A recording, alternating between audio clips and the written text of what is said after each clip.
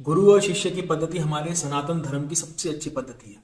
गुरु शिष्य की पद्धति की वजह से आज हम अपने उपनिषदों को, वेदों को आज तक की पीढ़ी तक लेके आ पाए हैं। पर भारत और सनातन के इतिहास में कुछ घटना ऐसी भी हुई है जब गुरु और शिष्य के बीच में युद्ध छिड़े थे। ऐसे भगवान विष्णु के छठे अवतार रहे भगवान परशुराम और उनके शिष्य भीष्म पितामह के बीच में भी एक बार युद्ध छिड़ा था। तो आज हम अपनी इस वीडियो के माध्यम से इसी विषय पर बात करेंगे कि ऐसा क्या हुआ था कि भीष्म पितामह और उनके गुरु भगवान परशुराम के बीच में युद्ध छिड़ा था। जब भीष्म ने अपनी शिक्षा पूरी की तो भगवान परशुराम ने उसकी परीक्षा लेने के लिए उससे युद्ध करने के लिए कहा। तो भगवान परशुराम भीष्म को पराजित नहीं कर पाए थे। इस बात से भगवान परशुराम बहुत खुश थे, भीष्म पितामह की कुशलता से, उसकी निपुणता से बहुत खुश थे। पर ऐसा क्या हुआ था कि भगवान परशुराम और उनके सबसे निपुण शिष्य के बीच में एक प्रलयंकारी युद्ध छिड़ा था। कई दिनों तक युद्ध चला था। तो आज हम अपनी इस वीडियो के माध्यम से इसी विषय पर बात करेंगे, इसी कथा का आनंद लेंगे। तो इस वीडियो को पूरा देखिएगा। अगर अभी तक आपने मेरे चैनल को सब्सक्राइब नहीं किया है तो चैनल को सब्सक्राइब कर लीजिएगा और पास ही में बेल आइकन को दबा लीजिएगा। धन्यवाद।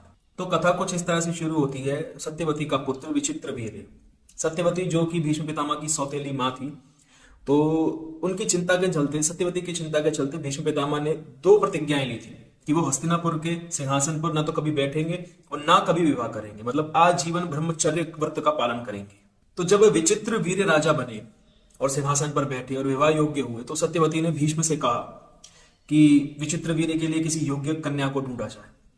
तो उस समय काशी राज्य की राजकुमारी, तीन राजकुमारियां, अंबा, अंबिका, अंबालिका, इनका स्वयंवर चल रहा था।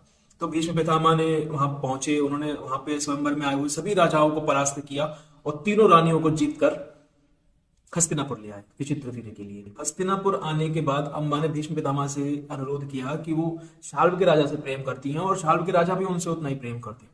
तो भीष्म पितामह ने उनकी बात को सुना और उसे शाल्व राज के लिए प्रस्थान कर दिया। जब वो शाल्व पहुंची तो शाल्व के राजा ने उसे स्वीकार करने से मना कर दिया, क्योंकि भीष्म पितामह भरी सभा में उस शाल्व के राजा को परास्त करके अम्बा को जीत कर लाए थे। तो वो अम्बा को स्वीकार नहीं करना चाहते थे। उसने अम्बा को स्वीकार करने से मना कर दिया। अम्बा वहां से हताश होकर फिर से हस्तिनापुर लौटी। हस्तिनापुर लौटने के बाद उसने विचित्रवीर्य के सामने अपनी शादी का प्रस्ताव रखा। विचित्रवीर्य ने इनकार कर दिया कि नहीं, मैं आपसे विवाह नहीं करना चाहता। इसके बाद अम्बा ने अपने विवाह का प्रस्ताव भीष्म के आगे रखा। तो भीष्म प्रतिज्ञाबद्ध थे, आजीवन ब्रह्मचर्य का व्रत लेने का उन्हें संकल्प ले रखा था। तो भीष्म पितामह ने भी इनकार कर दिया कि नहीं, मैं प्रतिज्ञाबद्ध हूं, मैं आपसे विवाह नहीं कर सकता। उन्होंने हाथ जोड़े और अम्बा से माफी मांगी।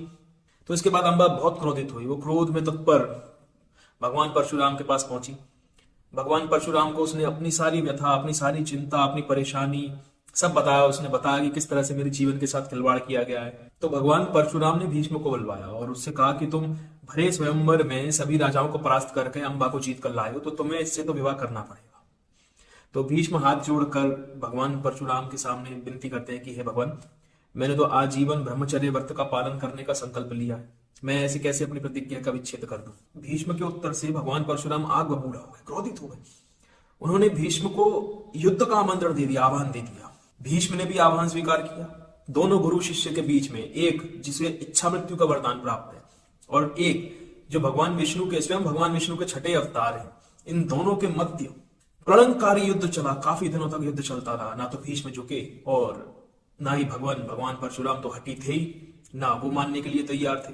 तो दोनों के युद्ध के मध्य देवताओं को आना पड़ा। देवताओं ने बहुत समझाया बुझाया तो और युद्ध को शांत करवाया। उसके बाद भगवान परशुराम ने अम्बा से कहा कि मैं अपनी सारी कोशिश, अपनी सारी ताकत भीष्म पर लगा चुका हूं, मैं उसे झुका नहीं पाया हूं, ना मैं उसे पराजित कर पाया हूं। तो मैं अगर अपने लिए कोई समाधान चाहिए तो तुम्हें भगवान शिव के पास जाना चाहिए। तो अम्बा ने कठोर तप किया, भगवान शिव का कठोर तप किया।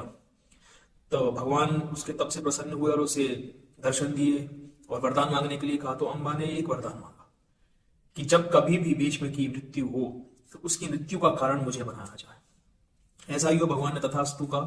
ऐसा ही हुआ महाभारत के युद्ध में। महाभारत के युद्ध में हालांकि भगवान परशुराम ने हिस्सा नहीं लिया था, पर फिर भी परशुराम भगवान ने हिस्सा लिया था। भगवान परशुराम के तीन शिष्य, तीन निपुण शिष्य, पितामह भीष्म, गुरु द्रोणाचार्य और कर्ण, तीनों एक से एक योद्धाओं ने महाभारत के युद्ध में हिस्सा लिया था। तो भगवान परशुराम के शिष्य भीष्म, पितामह भीष्म को जब बाणों की शैया मिली तो उसका कारण अम्बा यानी कि शिखंडी बनी थी। शिखंडी के पीछे खड़े होकर के जब अर्जुन ने बाण चलाए तो सामने शिखंडी होने की वजह से उन्हें पता था कि ये शिखंडी जो है वो अंबा है, तो वो महिलाओं पर शस्त्र नहीं चलाना चाहते थे, बाण नहीं चलाना चाहते थे। इसी वजह से उन्होंने अर्जुन के किसी भी बाण का उत्तर नहीं दिया और सभी बाणों को उन्होंने अपने ऊपर लिए। उन्हें बाणों की शैया मिली और शिखंडी का वरदान पूरा हुआ। बस यही एक छोटी सी कथा थी, बैठे बैठे एकदम से याद आ गई थी, तो सोचा आप सभी लोगों के साथ साझा कर लूं।